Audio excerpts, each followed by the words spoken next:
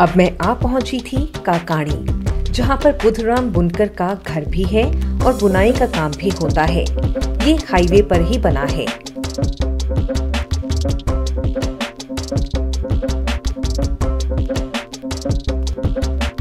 यहाँ पर आते ही मुझे कमला देवी ने सबसे पहले रसोई दिखाई।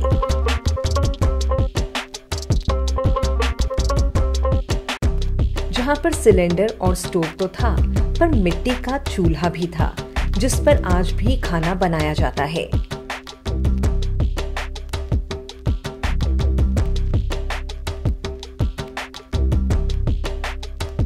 रसोई में जरूरत का सामान भर था।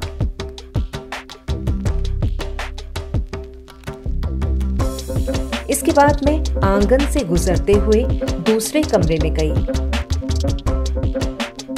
जहां पर इनकी बुनी हुई कई रंग बिरंगी दरियां एक साथ रखी थी।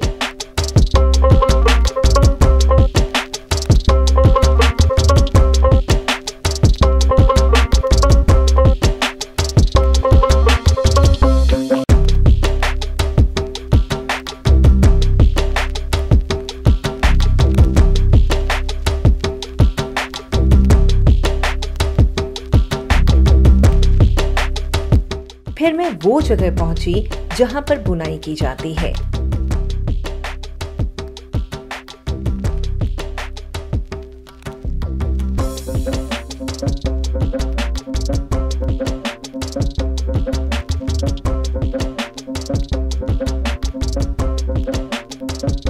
कमला देवी और उनके बेटे सरवल इस काम को बखूबी अंजाम दे रहे थे।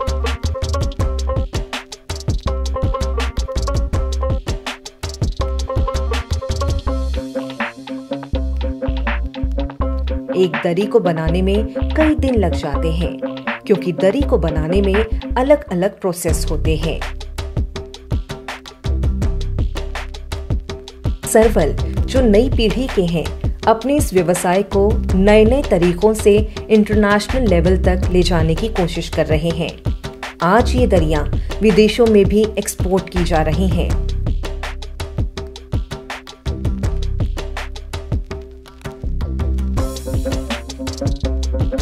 कमला देवी घर के कामकाज के साथ साथ बुनाई में भी सहयोग सालों से देती आ रही हैं और वो अपने इस काम से काफी खुश हैं।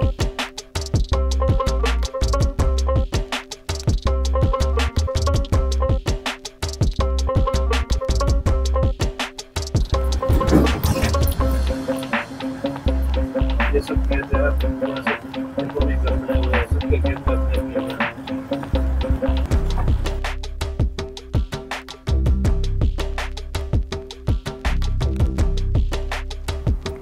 देखिए, बिश्नोई जो समुदाय है वो करीब करीब 84 गाँव में बसा हुआ है।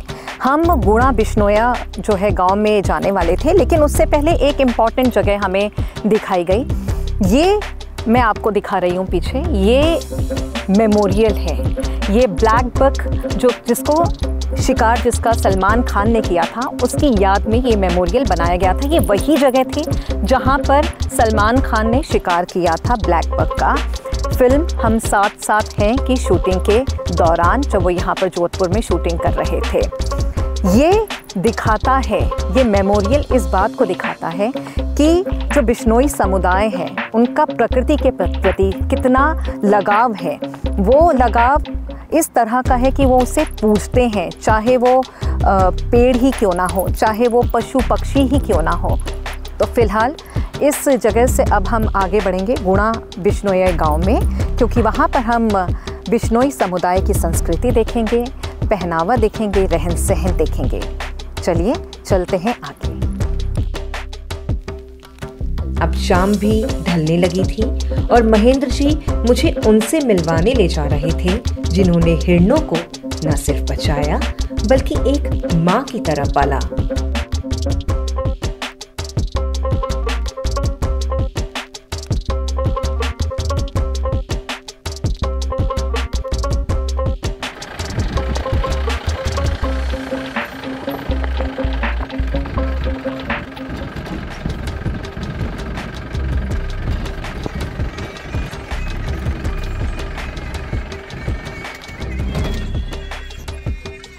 राम राम जी। राम राम जी। हाँ जी, राम राम। और विष्णुई में तो न्यून प्रणाम बोलते हैं, विष्णुई समाज में राजस्थान में न्यून प्रणाम। न्यून प्रणाम। हाँ साहब, न्यून प्रणाम।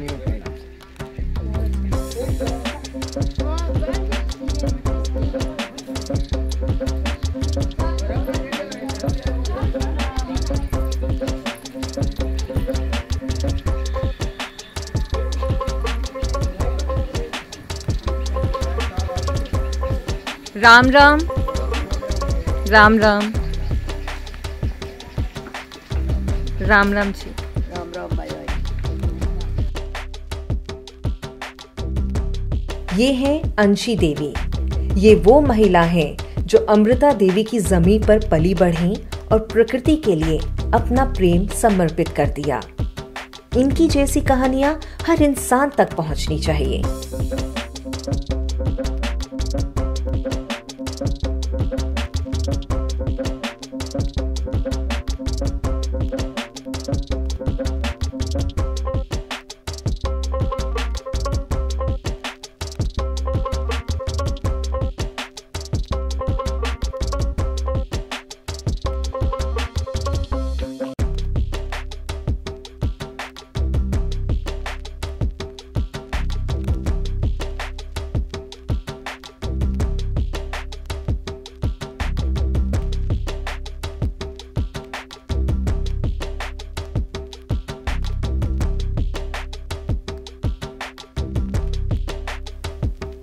ये जो इनके साथ बैठे हैं, ये इनके पोते महेंद्र हैं। मैंने उनसे अंशी देवी द्वारा पहनी जो कि काफी भारी नथ थी उसके बारे में पूछा, तो पता चला कि ये शादी के वक्त से पहनी है। यही नहीं, पैरों में एंकलेट भी हैं जो कि काफी भारी हैं। ये दोनों ही शादी की निशानियां हैं।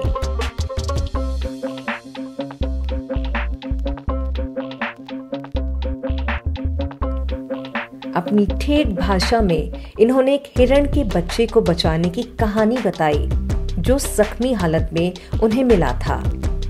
ये उसे घर लाए, न सिर्फ उसका इलाज किया बल्कि एक माँ की तरह उसे ब्रेस्ट फीड भी कराया। जब वो पूरी तरह से स्वस्थ हो गया तो हिरण के बच्चे को वापस उसकी जगह पर छोड़ आए।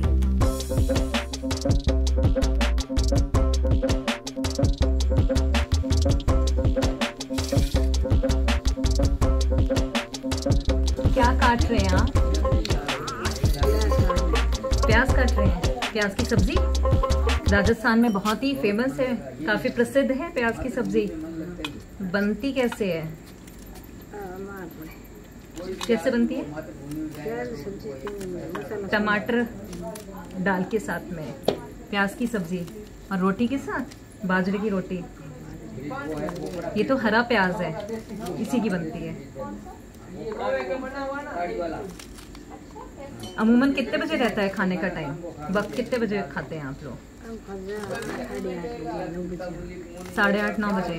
टीवी चलता है यहाँ पे? टीवी नहीं चलता। फोन तो टीवी पहले से ही नहीं था या बंद कर दिया? बंद कर दिया। पहले था, अभी फोन चलाने लगे, बुजुर्ग लोग देखते नहीं है तो बंद कर दिया टीवी। तो टीवी नहीं है और फोन के सहारे ही है। फिलहाल जो है हमारे सामने तैयारी की जा रही है प्याज की सब्जी की, और जो है बाजरे की रोटी तैयार ही हो रही है। कड़ी बनेगी। आप सोचिए कि क्या खाना होगा। लजीज authentic local Rajasthani cuisine Bishnoi, गुड़ा बिश्नोई गांव में। बिश्नोई समुदाय गुरु जंबेश्वर के आदर्शों को मानता है और महेंद्र ने हमें बताया कि गुरु जंबेश्वर के 29 नियम हैं। अगर हम यहाँ की भाषा में कहें तो 20 और 9 यानी बिश्नोई। इन नियमों के अंकों पर ही पड़ी है बिश्नोई समुदाय की नींव।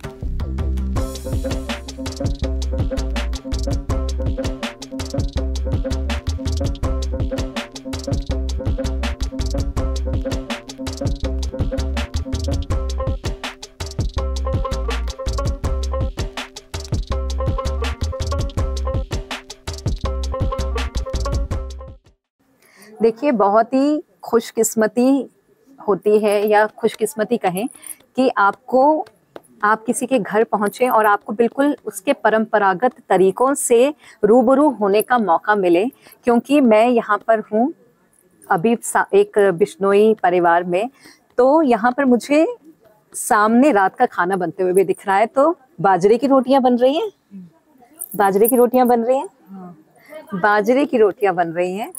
क्या नाम है आपका? सरोज नाम है इनका। सरोज इसलिए धीरे बोल रही हैं क्योंकि इनके ससुर जो हैं वो सामने बैठे हैं। ये एक परंपरा है, एक परिवार में कुछ नियम होते हैं जिसका लिहाज किया जाता है, जिनका पालन किया जाता है। और सरोज अभी फिलहाल काम कर रही है। सरोज, डेली का काम है आपका ये? डेली बनाती हैं? कितना टाइम लग जाता है और कितनी रोटियां बनाती हैं? 7-8 रोटियां बस? सब क्या यहाँ पे भी डाइटिंग का चलन है क्या? नहीं? तो चूल्हे पे रोटियां बनाना परेशानी नहीं देता? धुआं नहीं देता? और जो घूंघट है उसमें बनाने में दिक्कत नहीं होती? तो आप पूरा टाइम घर का काम करते हैं और इसके अलावा कुछ नहीं, घर का काम करते हैं। अच्छा, तो जब आप बाहर भी निकलते हैं, अभी तो हम समझ गए कि आपके ससुर जी सामने बैठे हैं, तो घर से जब आप बाहर निकलते हैं तब भी पल्ले में रहते हैं? बिल्कुल, यानी कि आप अपने बिल्कुल रीति रिवाजों को अच्छे से पालन कर रही हैं। कभी कोई दिक्कत? अच्छा, तो साथ में ये बताइए, जब क्योंकि खाना बन रहा है तो बाजरे की रोटी के साथ क्या खिलाएंगे आप? कड़ी या दाल। कड़ी या दाल? रोज का यही मेन्यू होता है? रोज में अलग अलग होता है। अलग अलग होता है। तो कड़ी और जो दाल है, चने की दाल? नहीं, मूंग की दाल। वैसे कड़ी क्योंकि राजस्थान में बहुत बनती है और बहुत ही पसंदीदा होती है और बहुत ही टेस्टी होती है। राजस्थान की जो है वेज डिशेस में एक स्पेशलिटी है। तो हम वैसे ज़्यादा डिस्टर्ब नहीं करेंगे बिकॉज़ बहुत ही अच्छे तरीके से गरम गरम जो है बाजरे की रोटियां बन रही हैं। बट एक आखिरी सवाल पूछ लेती हूँ, इतनी गर्मी में बाजरे की रोटियां खाना ठीक रहता है? हमारे लिए तो ठीक है।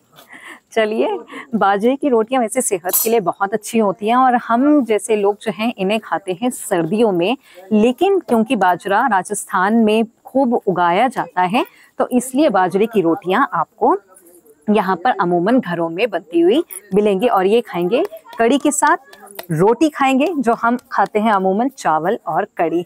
लेकिन हम यही कहेंगे, थैंक यू सो मच। काश कि आपके हाथ का खाना खाने का हमें भी मौका मिलता, शायद फिर कभी। अब चलिए, हम अपने सफ़र को यहीं विराम देते हैं और उम्मीद करते हैं कि आपको हमारा आज पूरे दिन का जो ये सफ़र है, पूरे दिन की जो हमने आपको एक यात्रा दिखाई, पूरे दिन जो हमने आपको एक ख़ास समुदाय, बिश्नोई समुदाय से मिलवाया, अलग अलग तरीके से उनके रहने के तरीके से, उनकी वाइल्ड लाइफ से, वो आपको पूरा अच्छे से समझ आया होगा और आपको पसंद आया होगा। चलिए, पहले दिन के सफ़र को हम यही विराम देते हैं, फिर आपसे मिलेंगे जल्द ही अपने नए दिन के नए सफ़र पर।